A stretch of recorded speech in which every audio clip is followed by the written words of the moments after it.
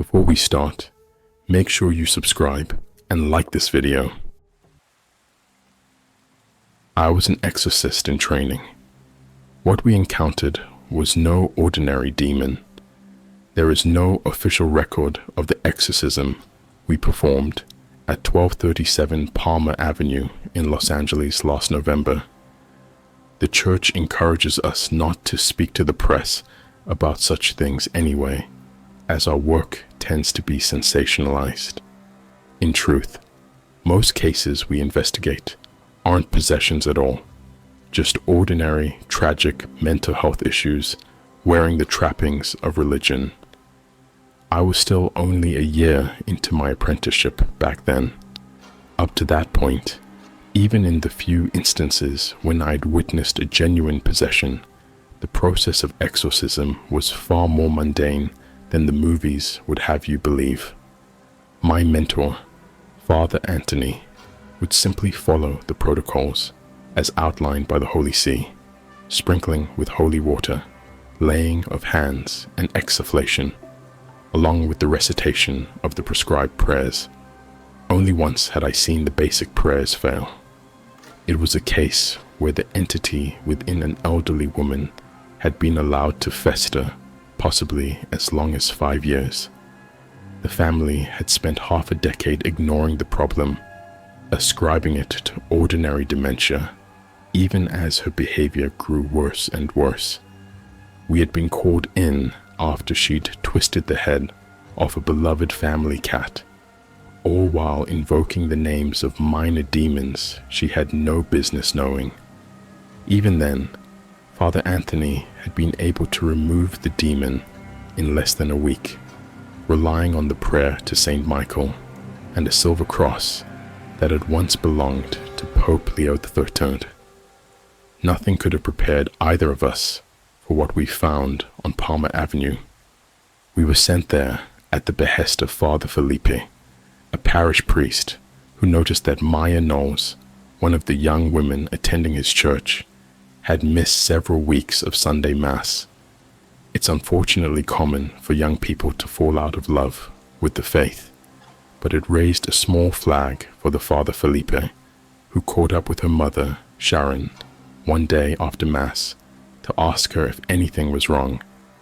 Sharon immediately burst into tears, confessing that her previously bright, cheerful daughter had become a recluse overnight, refusing to leave her room.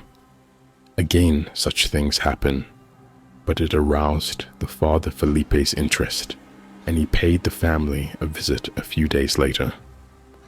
What he witnessed upon entering the girl's room was enough to make him call us immediately. Rather than paraphrase, I'll include a transcription of the voicemail he left here. There was a foul smell. It hit you all the way down the hall. Some kind of cocktail of sweat and excrement. It grew more powerful as I approached Maya's room, such that I was hesitant to enter. At the doorway, I hesitated.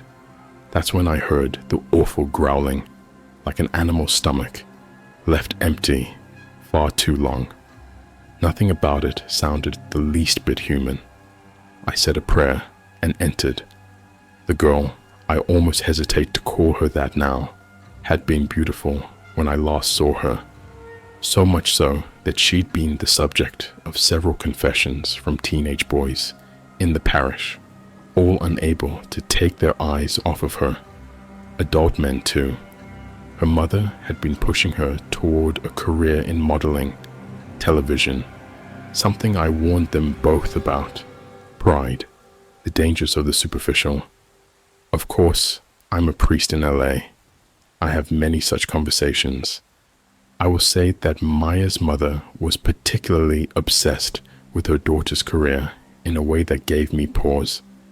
But I felt that if I confronted her too harshly about the subject, I might push her away from the faith entirely. When I walked into the room, I had to suppress my urge to vomit. Maya lay in a bed in the center of the dark bedroom. Something, its texture uneven and smudged with fingerprints, had been rubbed and dried over the windows, blocking out the light. Despite the near dark, I could just make out Maya's skeletal form, her skin clinging like tissue to her bones, exposing every crease. The growling sound was emanating from her stomach and up her throat, the low pitch more like the death row of some great beast than a teenage girl. There was a scratching sound filling the room too, and when I looked closer, I realized that she was weakly moving her arm, grabbing handfuls of dry rice from a 50-pound bag by her side. She moved her hand to her lips, eating the dry rice whole before going back for another handful. Looking around by her bedside, I saw at least 6 or 7 similar bags littered on the floor. "Like what you see?" she asked me. "Of course not. I'm not exactly your type, am I? Couldn't get hard for a girl like me if you tried. Maybe worth a shot though. Why don't you come a little closer? Give me a little kiss." I knew in that moment that I was in mortal danger. Behind me, the door began to close on its own accord, and as I reached back to stop it, it slammed shut.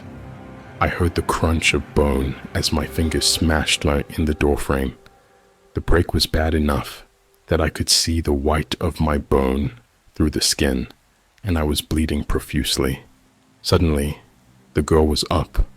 Without a sound, she'd moved to the foot of the bed, her legs no thicker than pool cues dangling over the side.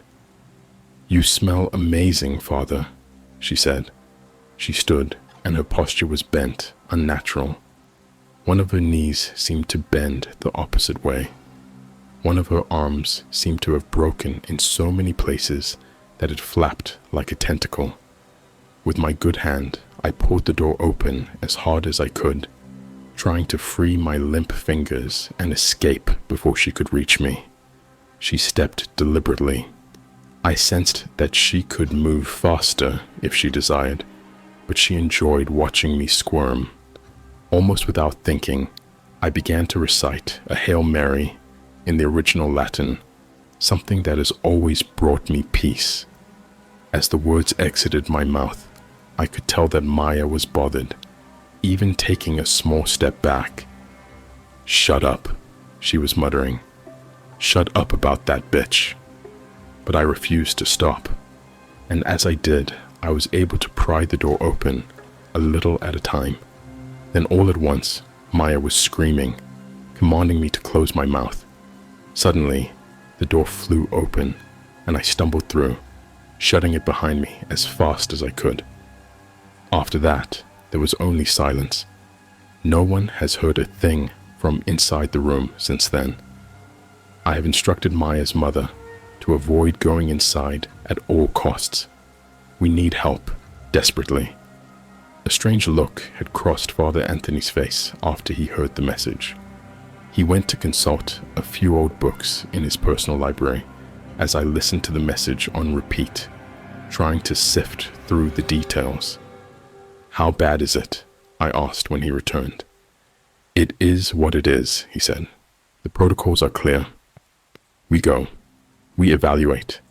Should it turn out to be a major exorcism, we will use the prayer to Saint Michael for as long as it takes. Pack your large suitcase. It may be a while." "Father," I asked, "has the prayer ever failed to remove the entity?" He shook his head. "Demons are cowards by nature. With some luck, within a few weeks it will flee, just as its brethren have before."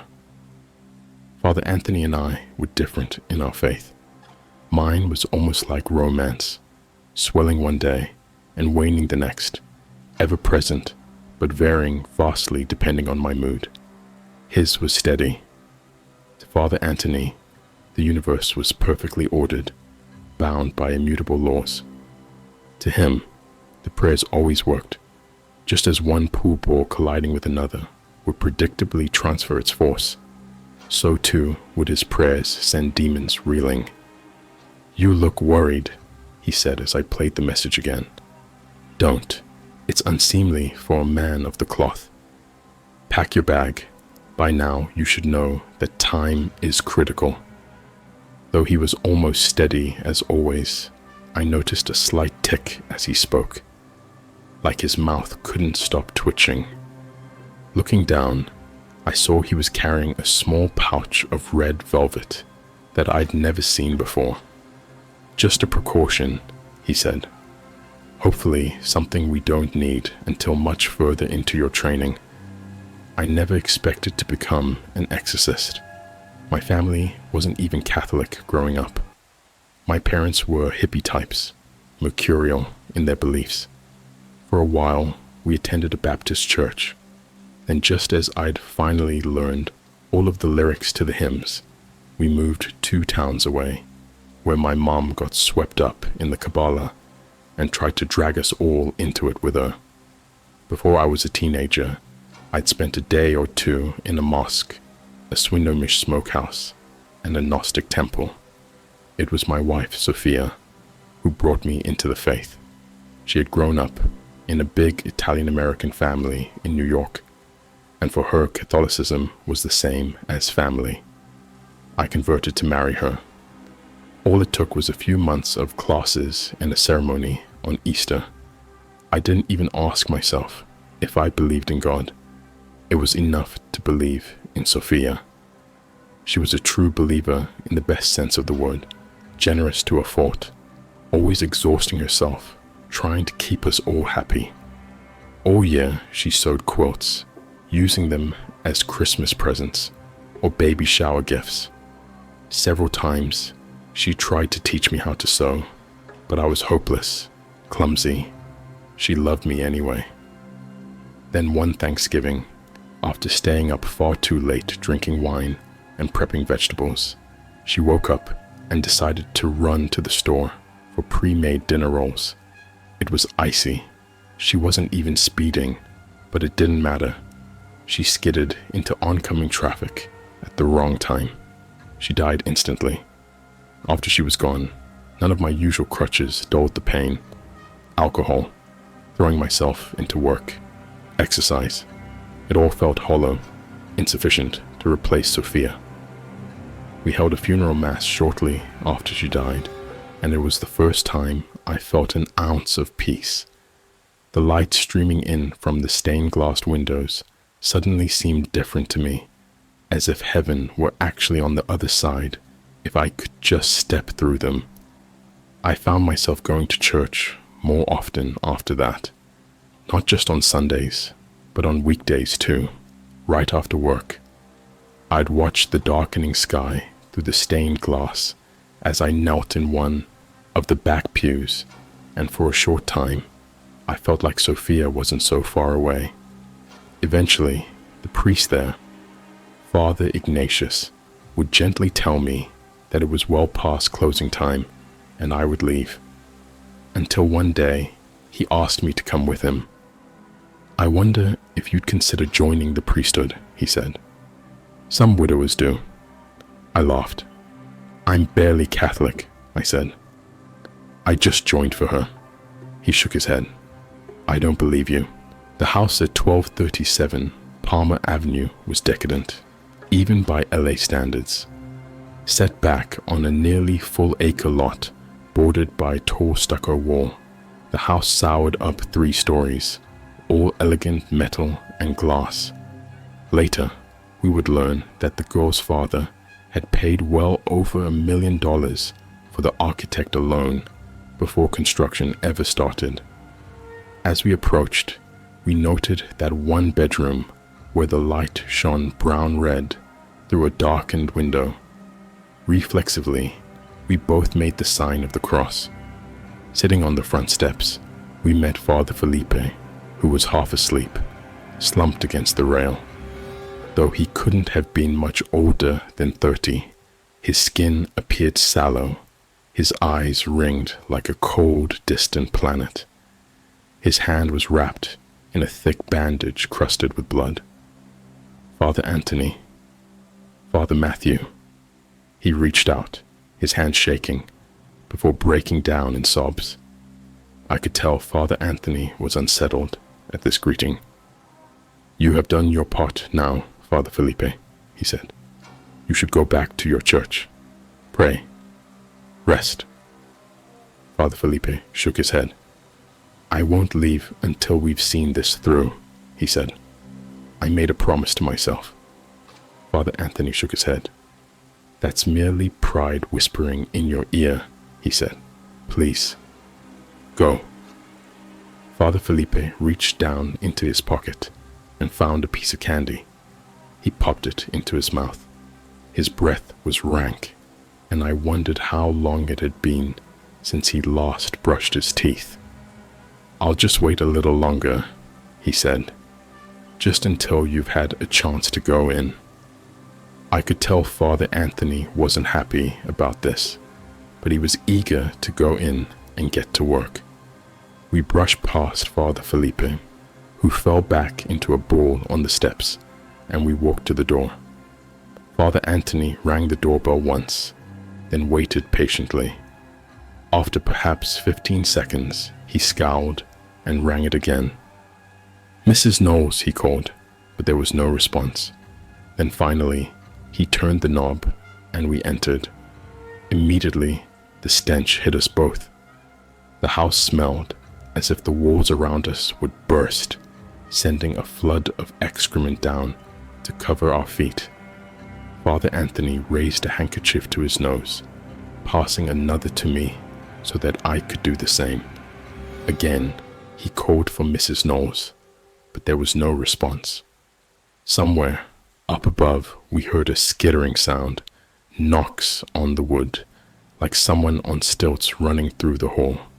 Father Anthony fumbled in his pocket, removing his silver cross. He began to wave it ever so slightly back and forth, like a hypnotist's pendulum, as he recited a Hail Mary. Mrs. Knowles, I shouted, and the thumping sound stopped. She's in the kitchen, said a voice that made my heart nearly stop. It was deep and resonant and seemed to speak from all around us. Father Anthony gestured for me to go to the kitchen. You find the mother. I'll go up to talk to the girl, he said. He had removed the red velvet bag from his pocket and was loosening its drawstring. Maybe we should call for assistance, I said, but he shook his head. If we follow the rites, we will prevail. Remember, God is on our side. Go find the mother and get her out of the house. Hurry. Without another word, he headed up the stairs. I walked down the hall toward the kitchen, almost running. Then, as I reached the archway separating the rooms, I stopped and vomited, barely able to comprehend what I was seeing. There in the kitchen lay Mrs. Knowles, or rather, what was left of her. In the center of the room lay a pile of bloody broken bones, all stacked in a messy pile and topped with a broken skull, matted in blonde hair. Most of her, the flesh, the organs, the brain and muscle, the fat, was all gone. Time may have passed. I can't be sure. My vision seemed to go black and then red. Strangely, I found myself oddly hungry, so much so that I nearly opened the refrigerator to look for something to eat. Then I heard a scream from upstairs, and my senses came back to me. I ran through the hall and up the staircase 2 steps at a time. It was clearly Father Anthony screaming, his cries mixed with the prayer to Saint Michael. Thy thousand hosts are spread, embattled o'er the azure sky, but Michael bears thy standard dread and lifts the might cross on high. The prayer was punctuated with repeated shrieks, both from him and someone else. I ran down the hallway toward Maya's room, the rank smell growing so thick it seemed to thicken the very air. In the room, I found them. They were coiled together like 2 pythons, both trying to strangle the other. Blood was everywhere, flowing freely from wounds on both of their bodies. Somehow, in the few minutes since we'd parted ways, Anthony had managed to lose both legs and his left arm, all bitten down to the nubs. Another long gash had opened his belly, and his guts were hanging out of him. With his one good arm, he was holding something gleaming up to Maya's face. Through the hazy air and the blood, it took me a few seconds to recognize it as a needle and silver thread. Somehow, he had managed to apply 3 or 4 stitches across the girl's mouth, sealing it almost shut. Now, even as he tried to apply a 4th stitch, she bit at his fingers with the side of her mouth, severing the pinky and chewing it with obvious joy. Father Michael cried out, but continued the prayer. He, in that sign, the rebel powers did, with their dragon prince, expel, and hurled them from the heaven's high towers, down like a thunderbolt to hell. Every part of me wanted to run. If I'm being honest, I wanted to tear my collar and robes from my body and sprint into the LA night, never looking back. But something in me refused. Instead, I sprang forward, taking the shaking needle from Father Anthony's shaking fingers. "I did everything right," he said weakly, and then the light in his eyes went out. Maya turned her attention to me now, trying to bite me, shouting curses.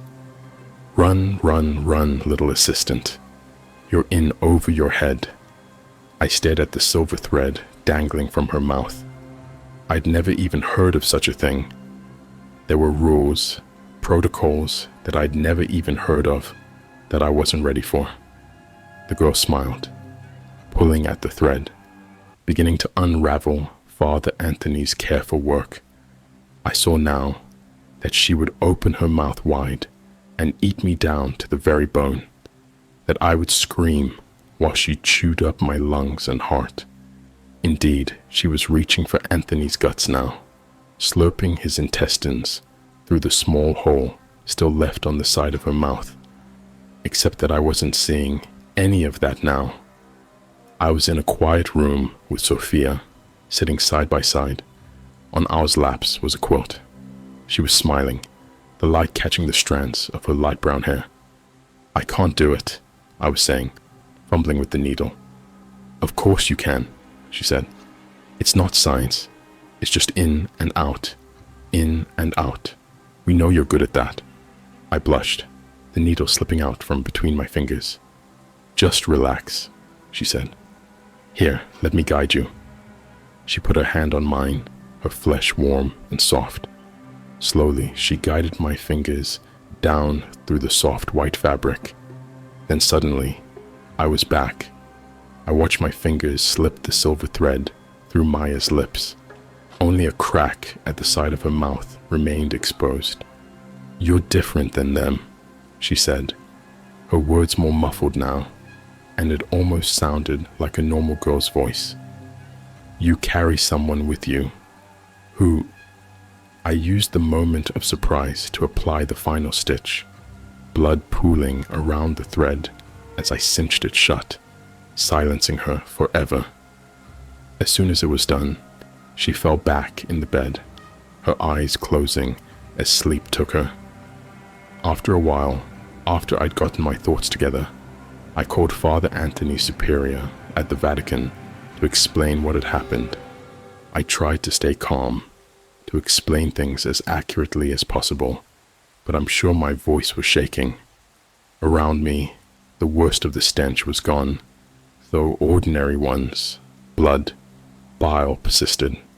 Still, the air was that much cleaner than before, and I found I was able to breathe. I expected him to doubt my story, but he just listened without saying anything. Then finally, as I reached the end of what I had to say, he spoke. "You were able to apply the stitches yourself?" "Just the last couple.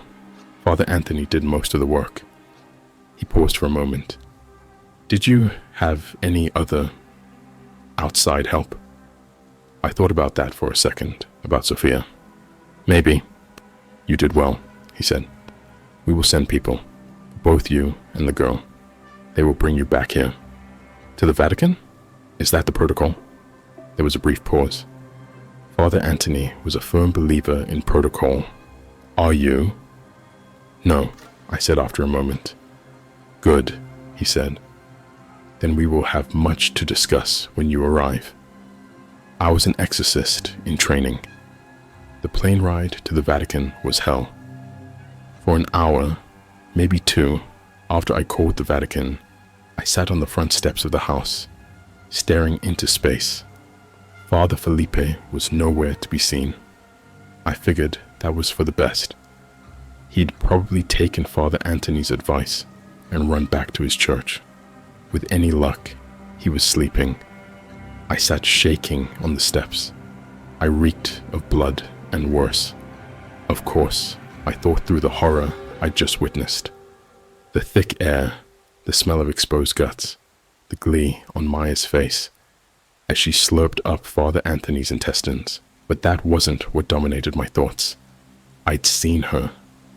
Sophia, just as clearly as if she was still alive, warm and sitting beside me, teaching me to sew. Without question, she had been there. She had saved me. And so I must have made an odd sight when the priest sent by the Vatican arrived.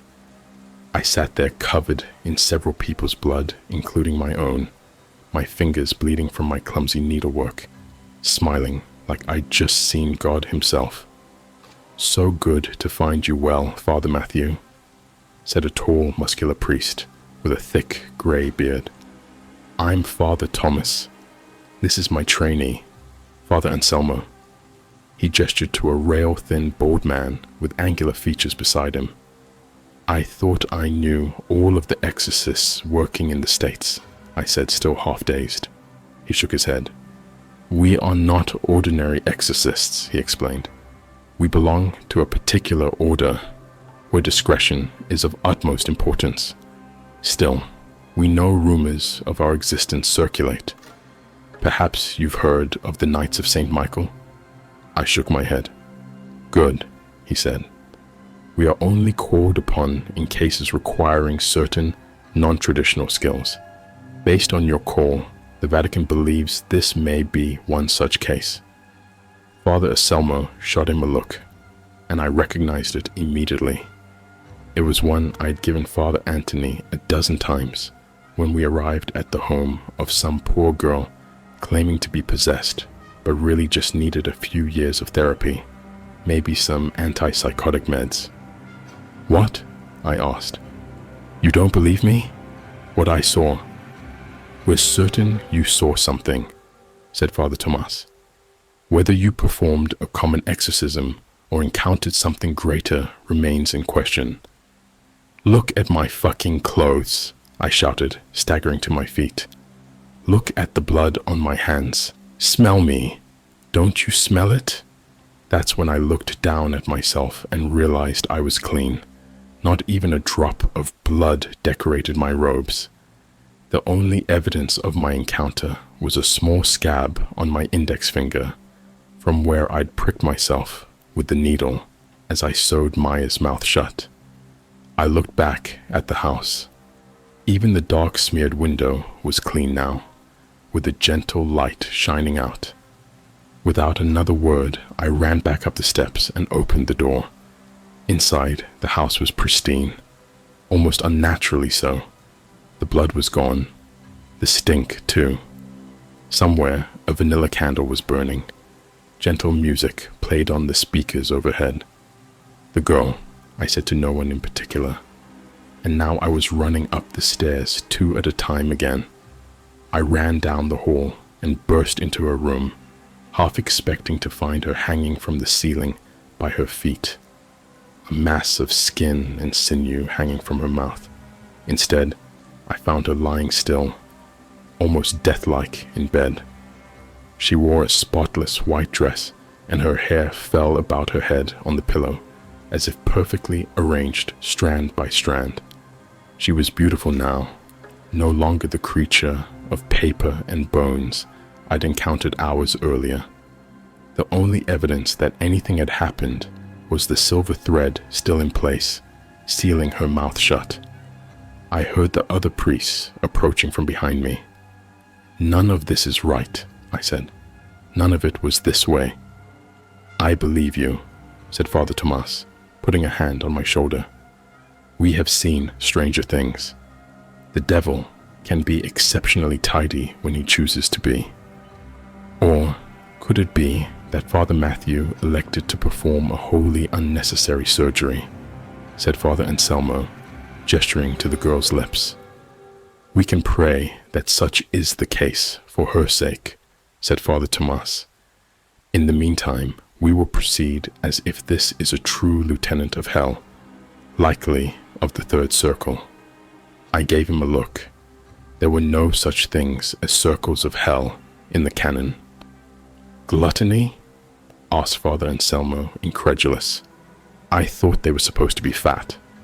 Father Thomas shook his head. Remember your Aquinas, he said. Gluttony takes 5 forms. Laute, too luxurious. Studios, too elaborate. Nimis, too large a quantity. Prepropere, eating at the wrong time. Ardenter, eating too fast. A glutton may be any size.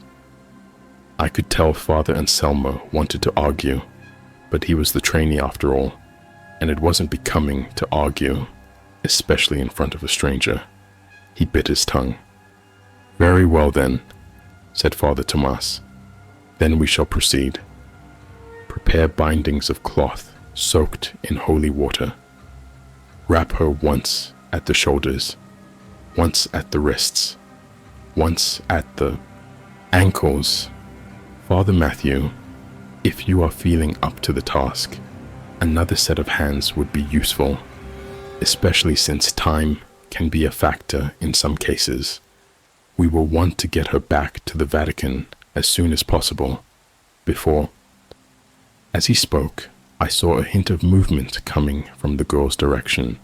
Glancing over, I saw something thick and black peek its head from between the 2 middle stitches of the mouth where the gap was greatest.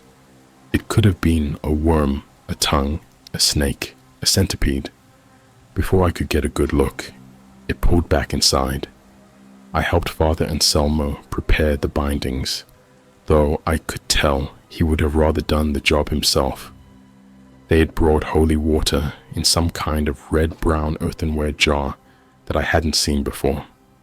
We soaked 3 long strips of cloth and bound the girl, who didn't stir once. Though I had never heard of such a protocol before, the process made sense. 3 bindings representing the Trinity, the Father, Son, and Holy Spirit, uniting to bind the demon. 2 hours later, we were on a private plane bound for Rome. The aircraft was luxurious by any standard, with plush white leather chairs emblazoned with the flaming sword of Saint Michael in delicate black embroidery. 2 pilots sat up front, through a security door that looked extra thick. They'd made a point of letting me know they were both well armed.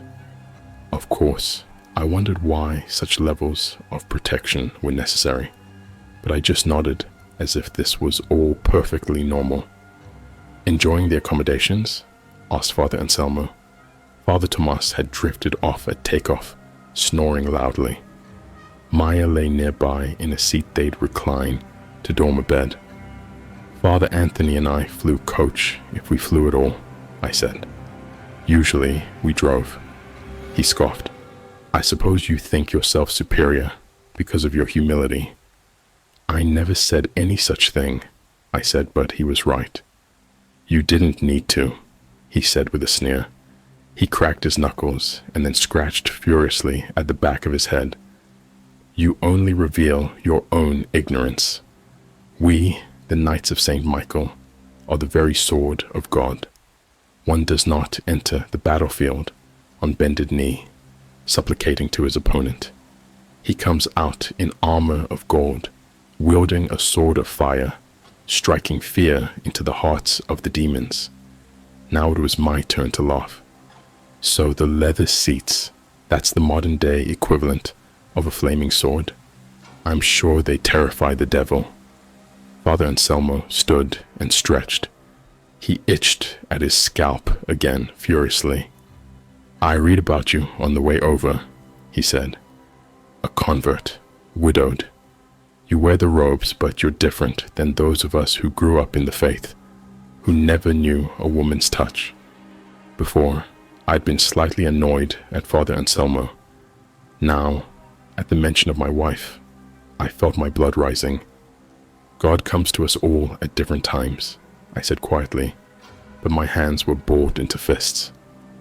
Save it for the flock, he said. We're all priests here. We should speak honestly. You and I were not the same. When my wife was in high school, she had a terrible boyfriend. He was an honor student and a top athlete, popular, beloved. No one would have suspected the pain he inflicted on her in private.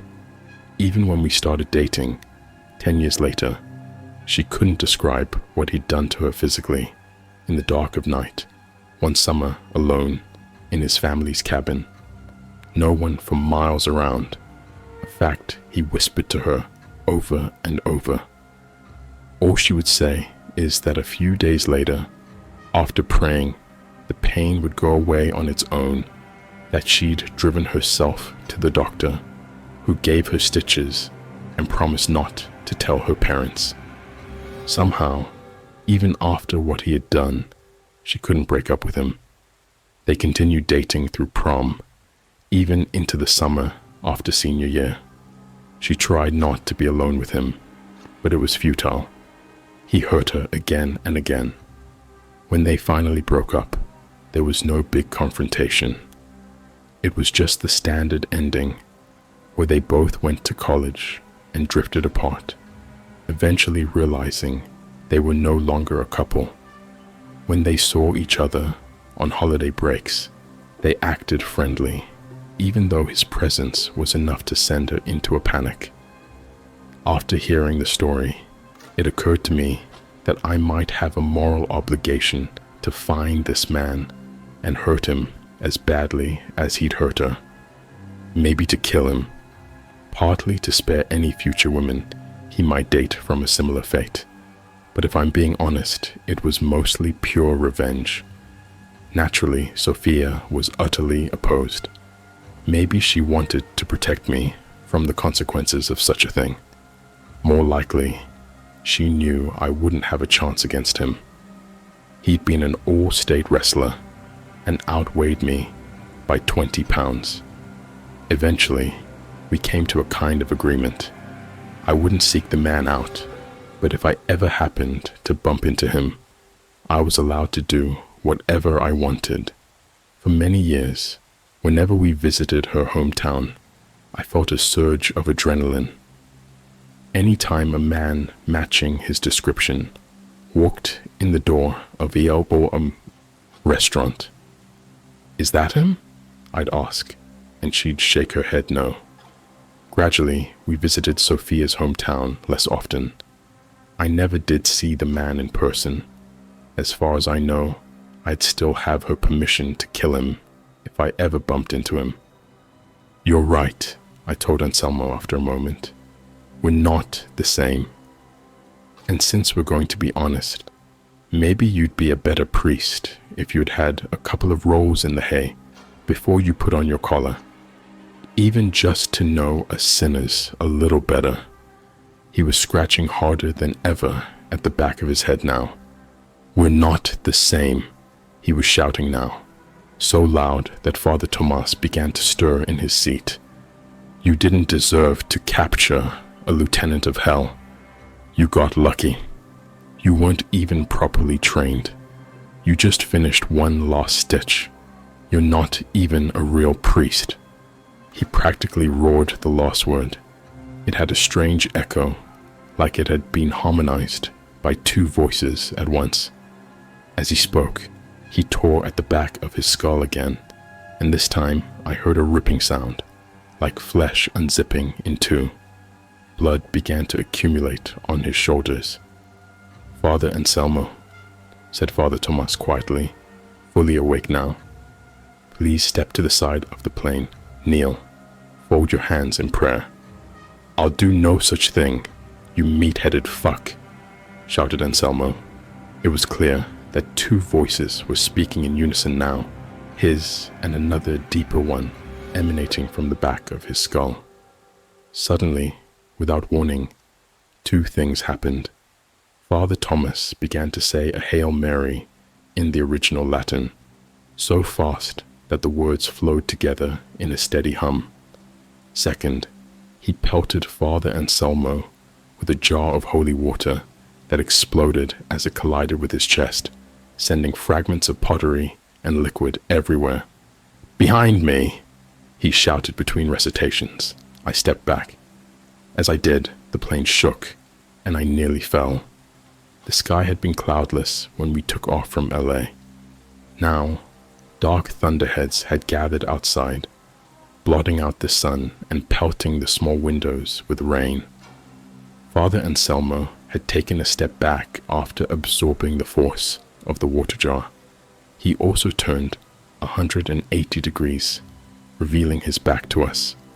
There, I saw a bloody face no bigger than a baby's skull, protruding just above where his neck met his hairline.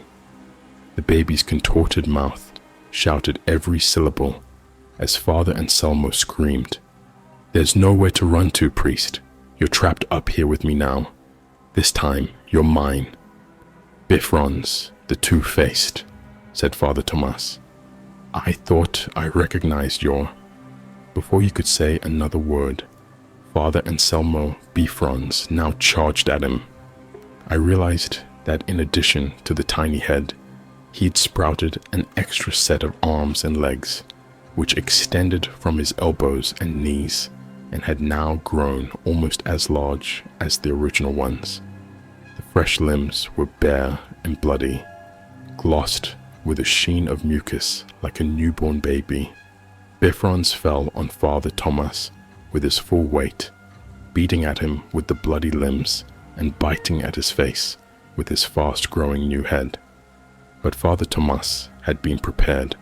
Pushing Anselmo to the side with one hand, he took a small silver blade in the other and stabbed it to the hilt into the baby head's right eye.